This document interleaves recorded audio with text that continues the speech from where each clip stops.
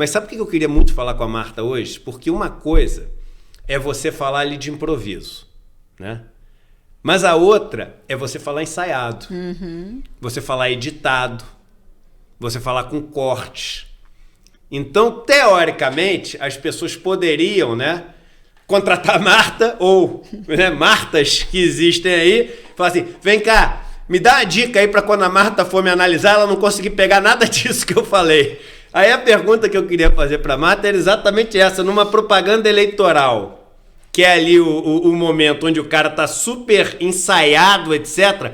Mesmo assim, dá para notar alguém que tá artificial, ou alguém que tá, enfim, falando uma coisa que ele não acredita tanto, alguém que tá nervoso. Dá para notar essas coisas ou não? É muito mais difícil? Essa era a pergunta que eu tinha para fazer. Boa, Edu, boa. Bom dia, Marta. Então a gente já começa te recebendo com essa pergunta do Edu.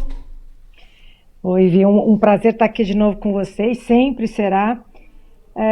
Olha, eu vou ser sincera, eu acho que assim, o ensaio é bem pesado, né?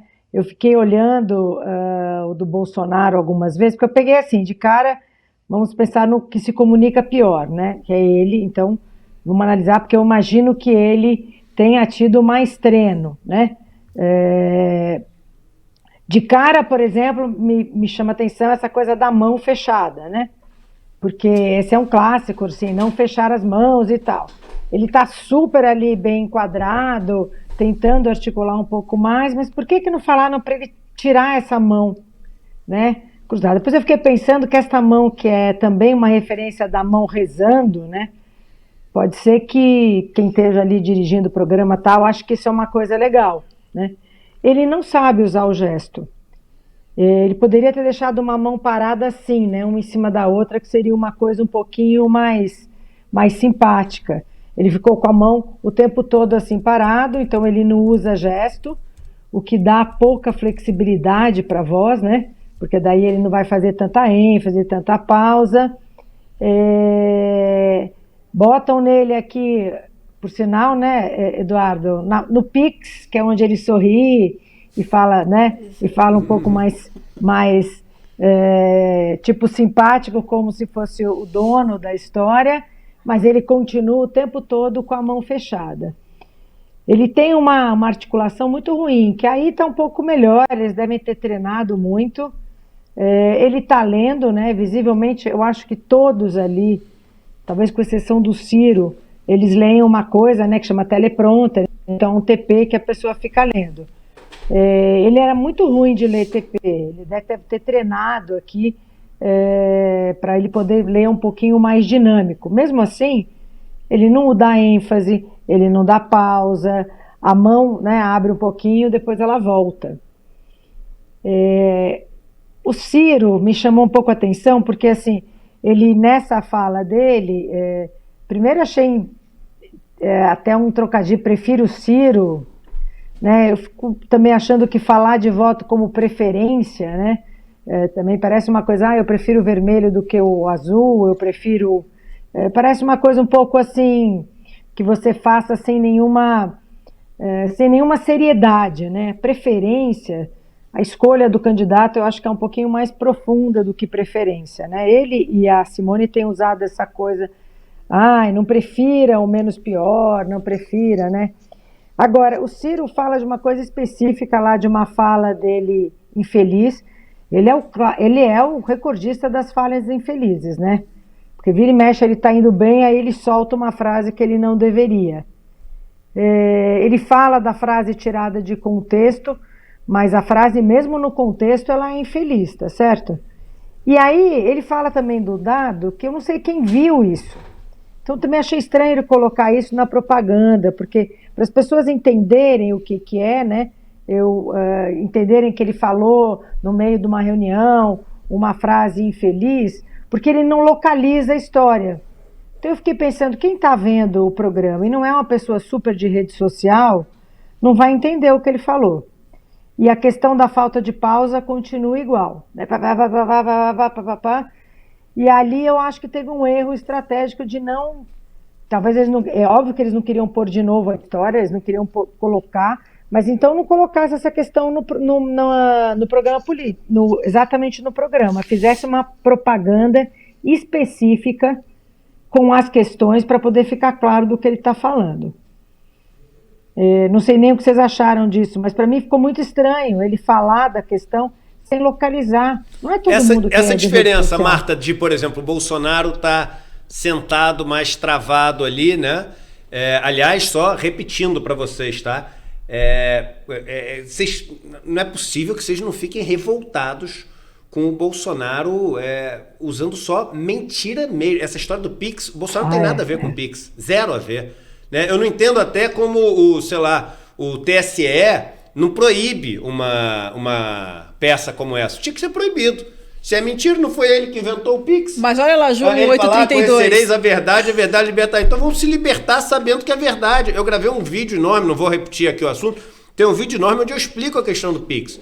O Pix foi feito pelo Banco Central, começou antes do Bolsonaro, foi pago pelos impostos de todo mundo e é feito para, ajuda a vida de todo mundo, mas principalmente para ajudar os bancos que estão hoje em dia sofrendo uma concorrência muito grande do WhatsApp, do Facebook e das plataformas, onde as pessoas estão começando a transferir dinheiro. Então transformar os bancos em uma plataforma também onde fique fácil.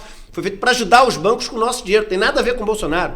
Zero a ver com o Bolsonaro. Então o Bolsonaro que bota no programa eleitoral dele isso, ele tinha que ser proibido, tinha que ser vetado esse programa eleitoral, porque é mentira essa história do Pix. É mentira a história do Pix, que foi Bolsonaro que fez isso. Mas a pergunta que eu quero fazer é o seguinte: o Bolsonaro escolhe ficar sentado ali. O Ciro já vai pro em pé. Isso quer dizer alguma coisa ou não? Olha, eu acho que para a leitura de TP, por isso que eu até comentei que eu acho que o Ciro não está valendo. Fica muito mais confortável você estar em pé. Apesar que o Ciro podia estar lendo também. Agora, fica tudo artificial, né? Eu concordo com você que para mim a questão da verdade, mesmo que ele fala da pandemia, infelizmente compramos 500, né? 500, ele bota a vacina sem contar toda a atitude dele durante a pandemia, né? A propaganda é realmente toda mentirosa, né? Do começo ao fim, não é à toa que ele começa dizendo que é verdade, né? Pegando um versículo dizendo sobre verdade. Eu acho que dão aquela engessada nele, mas você vê, os outros três, tanto o Bolsonaro quanto a Simone e quanto o Lula, estão sentados, porque é um pouco mais fácil você se mexer, a mobilidade. Só que no caso do Lula e no caso da Simone, eles usam melhor o gesto, eles têm um movimento, eles usam ênfase, é muito diferente, né? O outro está lendo ali as coisas, né? Acho que devem ter falado para ele dar um sorriso, mas assim, é muito pouco natural. Até acho que a fala do Ciro é uma fala bem mais natural. A minha questão aí, ele usa bastante essa expressão de levanta a sobrancelha, abaixa a sobrancelha. A minha questão é que ele começou a falar de um assunto que eu não sei se todo mundo estava atento ao que ele estava falando. Então eu acho que a estrutura do texto, a estrutura de vamos tratar esse assunto, ela é muito esquisita, porque as pessoas não estavam entendendo, não entendem do que ele está falando, né? Então eu achei muito ineficiente esse tipo de já citar, tirada de contexto. A frase, mesmo no contexto, ela é ruim, né?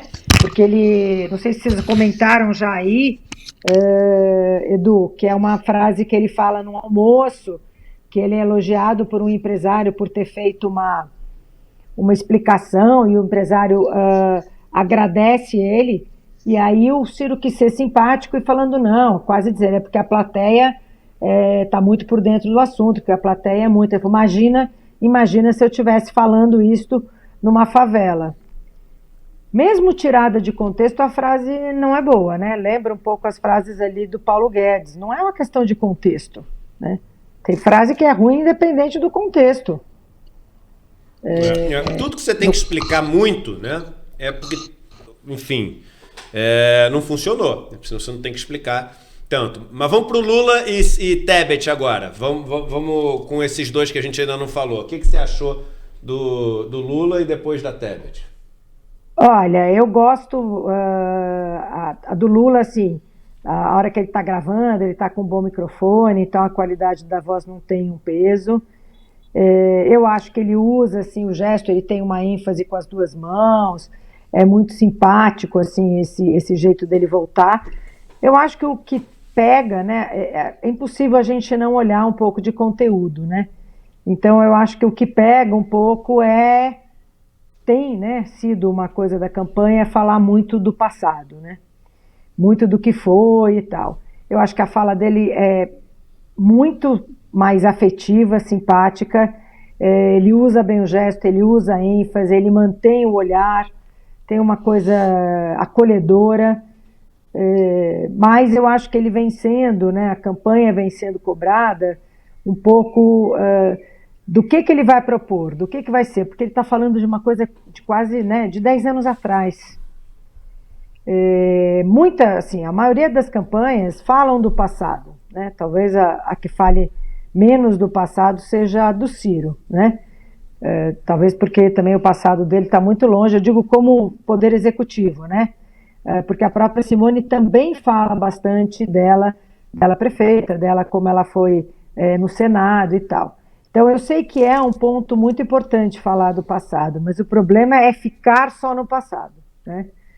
Então eu acho que ele tem... Uma pergunta, Marta, que é importante. Desculpa, que deu uma pausa aqui. Imagina. Eu achei que foi falha minha, não queria ter te interrompido. Foi mais uma pausa que deu aqui. Imagina. E eu já ouvi muita gente falando que na linguagem atual, esse excesso de zelo pelo estético, ou seja, o fundo muito borrado, um negócio muito cinematográfico, etc., ele tem uma função, mas tem um espaço também para um negócio que tem uma linguagem um pouco mais, sei lá, celular aqui, entendeu? Um pouco mais...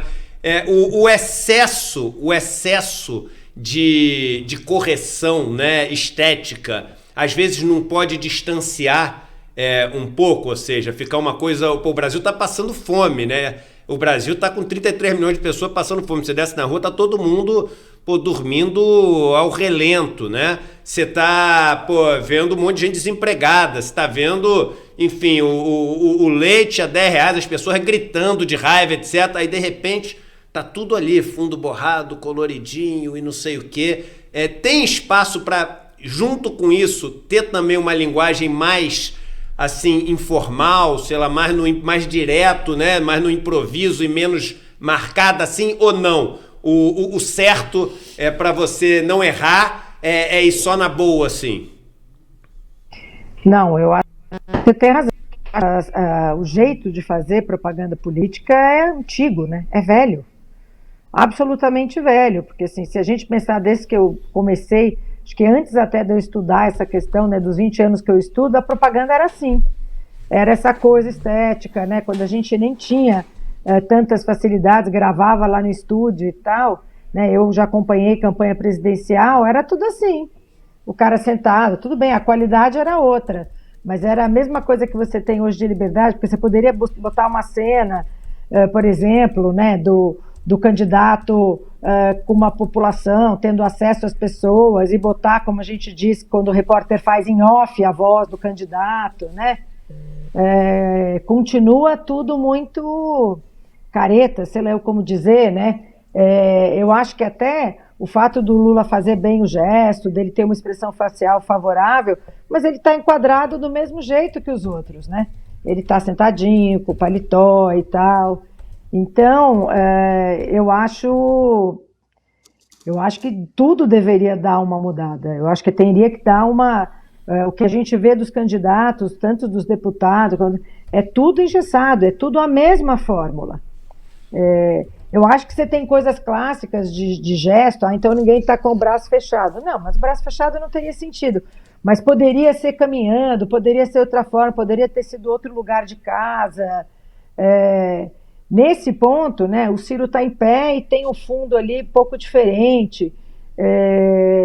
Mas eu acho que é tudo muito engessado e muito careta. Eu acho que, pelo contrário, eu não imagino ninguém... sei lá, eu abaixo de 30 ou abaixo de 25 que veja esse horário político, né? Eu acho que nessa geração que é muito da internet, que é muito da dinâmica, do TikTok, vamos dizer, ela não vai aguentar ver isso, né? Porque é tudo muito padronizado, engessado, obedece uma diferença entre os candidatos, quem tem mais habilidade de usar o gesto, de usar a expressão facial, de falar, de ter uma fala um pouco mais afetiva, isso é importante, mas eu concordo plenamente com você.